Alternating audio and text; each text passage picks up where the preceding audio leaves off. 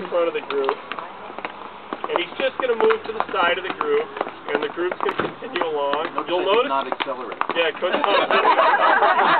Nice. Accelerate.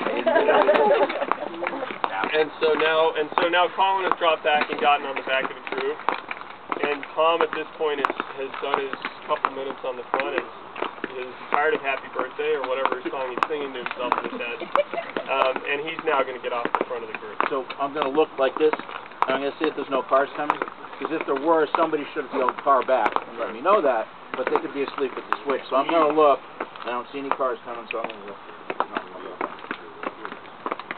I'm laughing.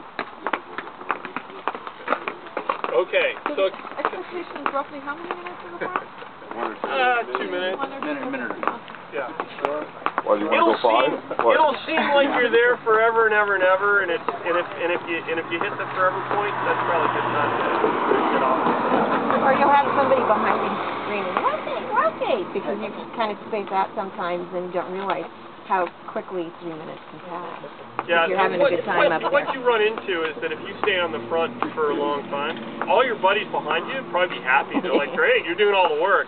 The problem is that later on you'll just run out of gas. And the objective is to work as a team to make sure everybody's successful and we all conserve as much energy as we can. And you're not really doing anybody a favor by staying up front too long, because whoever's in the front stays there for half an hour. Colin needs to drink, Jim needs to drink. They can't do that until they rotate through and get back here. So, okay. So Kevin's going to pull off the front. Checking, being safe. The other thing that's important to keep in mind when you're in the pace line is you don't want to let a gap form to the rider in front of you. So when you're in the pace line, it's very important for you to stay on the wheel of the rider in front of you. Here's why. If a gap forms, you're now on the front of a new pace line, and you have to work to close the gap to the rider in front of you. Keep pedaling. What's that? Keep pedaling.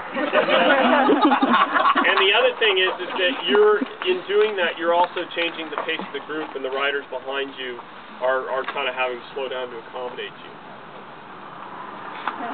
Okay, does anybody have any questions? So if you come